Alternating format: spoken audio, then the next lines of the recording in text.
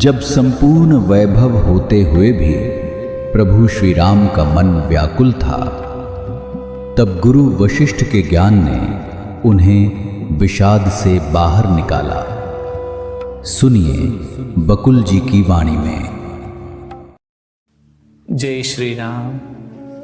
तो फिर कल हमने देखा कि बहुत ही गहरी गहन चर्चा हुई प्रभु श्री राम और वशिष्ठ ऋषि के बीच में। अब 8 फरवरी है आज का मणि का इस महाग्रंथ का क्या कहता है। श्लोक। पूर्णा पूर्ण प्रसरति संस्थितं पूर्ण एव तत अतो विश्वम अनुत्पन्नम यच्चोत्पन्नम तद एव तत्। अर्थ है, असीम से असीम अद्भुत होता है और उसी में असीम रूप में रहता है। अतः संसार का सर्जन कभी हुआ ही नहीं, यह वैसा ही है जैसा वह है, अर्थात जिसमें से यह अद्भुत हुआ है।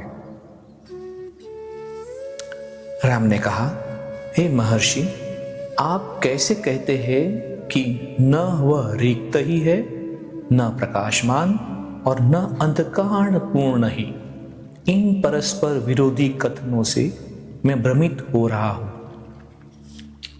अब यहां से मैं आपके साथ एक और बात साझा करना चाहता हूं कि जैसे भगवान राम को अभी ऐसा हुआ कि आपने पहले कुछ और कहा था, अभी कुछ और कह रहे हैं, तो मैं तो इसमें भ्रमित हो जाता हूं। तो मैं आपसे भी ये नम्र निवेदन करता हूं कि इस ग्रंथ में हो सकता है कि पिछले कोई ज्ञानवाणी में कुछ और कथन हो और इस आज के दिन में कुछ और कथन हो, तो हमें ऐसा लगेगा कि भाई ये तो परस्पर विरोधी स्टेटमेंट है। तो तब हमें हमारी ये सूझ लगानी है कि उस वक्त जिस चीज के विषय में बात हो रही थी उसके संदर्भ में कुछ वो बोला गया होगा।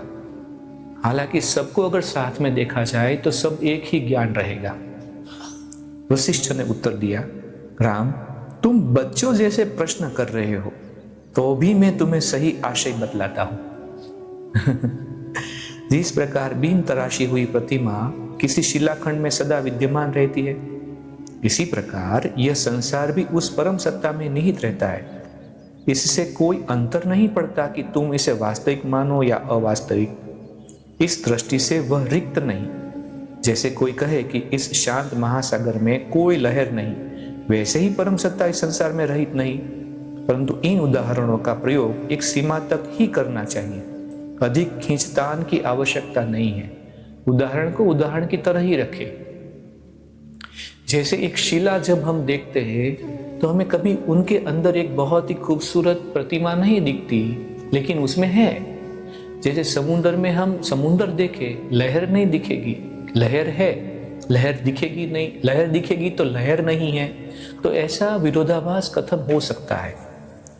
सच ये है कि यह संसार न तो परम सत्ता से अद्भुत है और न उसमें विलीन है। केवल परम सत्ता का ही अस्तित्व रहता है। वह पहले भी थी और सदा रहेगी भी।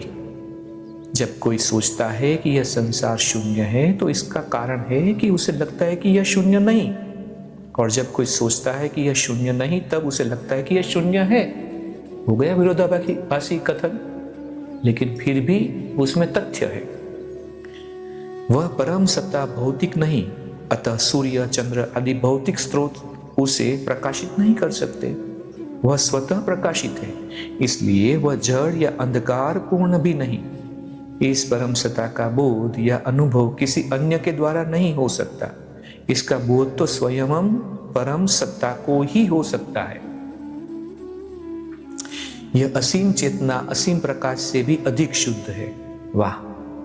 संसार तो ससीम है, वो असीम है जिनकी कोई सीमा नहीं। संसार ससीम है जो सीमा में बंधे हुए है।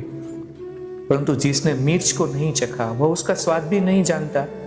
उसी प्रकार व्यक्ति वस्तुनिष्ठा के अभाव में उस असीम में चेतना का अनुभव भी नहीं कर पाता। इसलिए यह चेतना भी उसे निर्जीव और जड़ लगती है और संसार जैसा है वैसा ही लगता है। जिस प्रकार भौतिक जगत रूपी सागर में भौतिक लहरें दिखाई पड़ती है, उसी प्रकार निराकार ब्रह्म में संसार भी निराकार रूप में स्थित रहता है। फिर से श्लोक का हम अर्थ पढ़े। असीम से असीम अद्भुत होता है और उसी में असीम रूप में रहता है।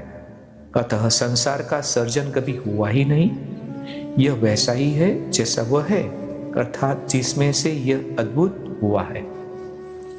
विचार रूपी ईंधन का आहरण कर लेने पर जब स्व की धारणा समाप्त हो जाती है तो शेष असीम सत्ता होती है। जो सुप्त या जड़ नहीं, वह असीम सत्ता है। उस असीम सत्ता के कारण ही ज्ञान, ज्ञाता और ज्ञात तीनों एक ही है।